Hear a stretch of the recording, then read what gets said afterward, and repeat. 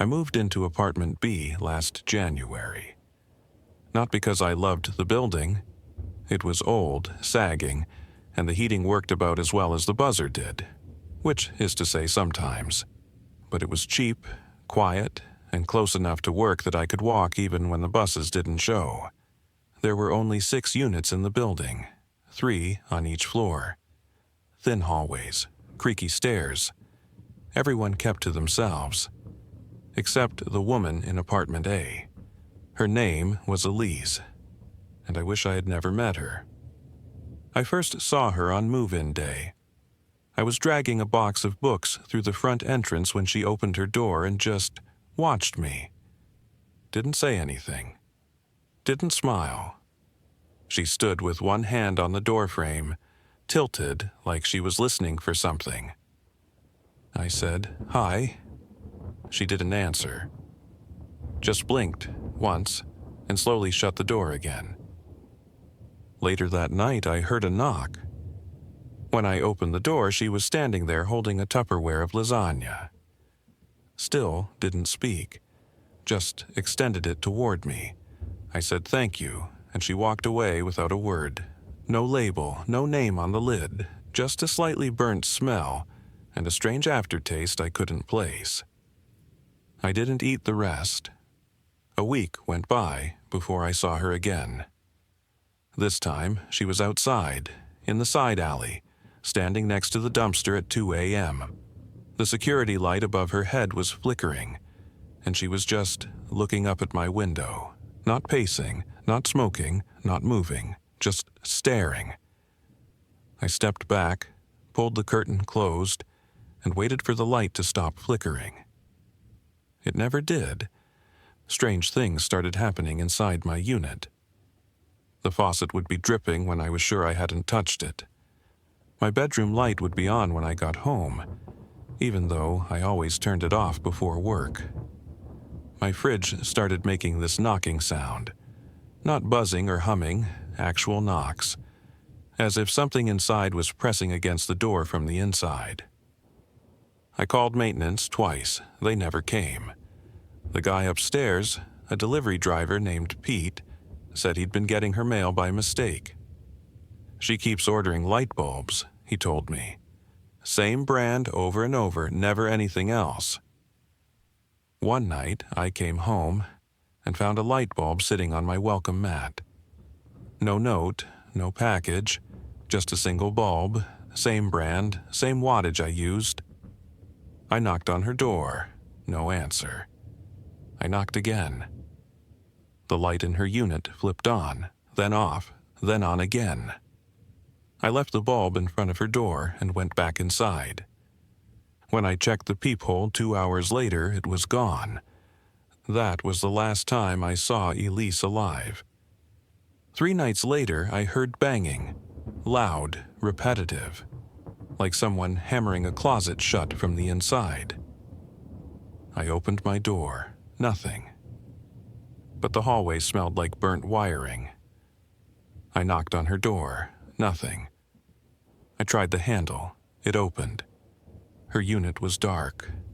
No furniture, no rugs, no pictures, just a mirror leaning against the far wall, floor to ceiling, slightly cracked, covered with fingerprints, and something written in marker in the corner. Don't face her. Let her find you on her own. That's when I noticed the walls. There were holes punched at shoulder height. All along the hallway, dozens, covered with taped-up newspaper from years ago. I backed out, shut the door, called the landlord. He said Elise hadn't paid rent in 2 months. He said she hadn't answered his calls. He said he'd send someone by next week, but the next morning I found out what happened. Pete, the guy upstairs, slipped on his way down the steps, hit the corner of the stairwell, broke his neck. When the paramedics came, they found Elise's body in his bathtub, fully clothed, no visible injuries. No one knows how she got in. The door was locked from the inside. After that, the building went quiet. For a while. Her unit stayed sealed. The landlord covered the door with a plastic sheet and told me to let the authorities finish things. They never came back. And then, 2 weeks ago, the light bulbs started appearing again. One in my mailbox, another in my coat pocket. I haven't told anyone yet. Because here's the part that matters. Last night, I went into my bathroom and found something behind the mirror. Not a message, not a symbol, a photo of my apartment, taken from outside my window, and reflected in the glass was a figure standing inside, looking out. Her face was pale, mouth too wide, and her eyes were lit from within, like someone had screwed a bulb in behind them. I threw the photo away, but this morning my hallway light was dead.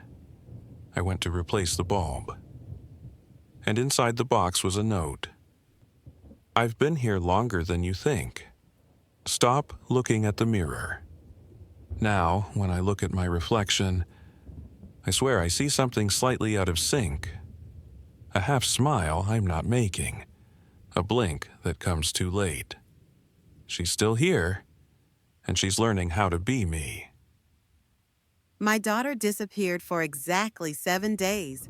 She was 5 years old. Her name's Abby. Bright kid, strawberry blonde curls, knew how to spell raccoon before she could tie her shoes. She vanished from our backyard on a Wednesday afternoon. The police found her the following Tuesday morning, 6 miles from home, sitting on the swing set of a school that had been closed since the 80s.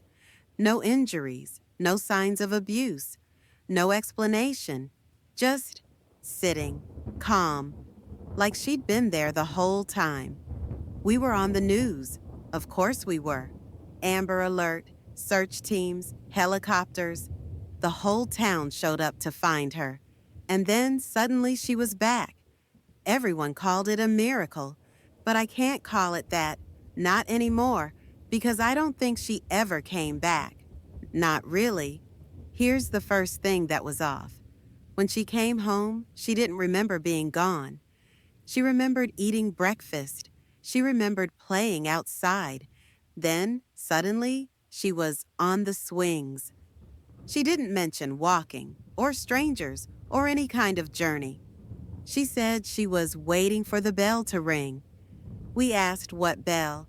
She just said, "The one that means it's okay to come home." Second thing, her shoes were spotless. No dirt, no wear, no grass stains. Laces still double knotted the way I tied them that morning. She'd been missing in the middle of spring. It had rained twice during the week she was gone. She should have come back with soaked socks and mud caked into every groove. But they looked freshly washed. Dry. Third thing, she didn't blink right. I know that sounds ridiculous. It does. But once you've spent 5 years watching someone you love grow up, you notice things, tiny unconscious patterns. Abby used to blink fast when she was tired, almost like fluttering. She'd do it in the car, or when she was pretending not to fall asleep during movies. Now, every blink was slow, too even, like she was doing it on purpose.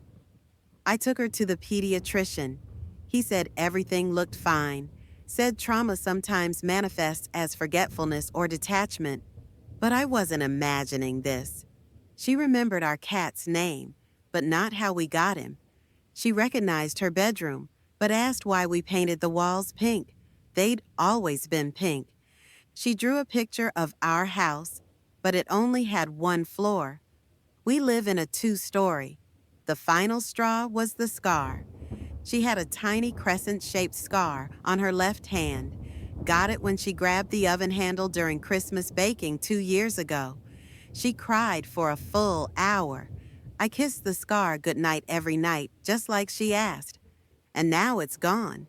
Not faded, gone, like it never happened. One night, after she fell asleep, I checked every photo on my phone. Every picture of her. Birthday parties, first day of kindergarten, vacation. They were all there. But something about her eyes was wrong in everyone. Not glowing, not demonic, just looking somewhere else, slightly off camera, focused, intent, like she was watching something behind me. I brought it up to my husband. He told me I was spiraling. He said we should be grateful. He said not everything needs an explanation. I wanted to believe that until I woke up last week, went downstairs for coffee, and found Abby sitting at the kitchen table, drawing her normal crayons, but on black paper. I asked where she got it. She said it was already here. I asked what she was drawing. She said, the version of me that didn't come back. That night, I checked the attic for the old photo albums. I wanted to see everything, compare every year, every picture. That's when I found the extra backpack. Same model as Abby's school bag, same patches, same zipper. But inside were clothes I didn't recognize, all her size, all tagged with her name, but they weren't hers. They were labeled wrong. Wrong brand, wrong sizes, wrong initials on the inside labels. AL, not AJ. Her middle name is Jane. It's always been Jane.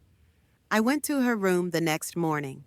I asked if she remembered the day she came home. She said yes. I asked if anything happened in the week she was gone. She stared at me for a long time and said, "Do you want me to lie?"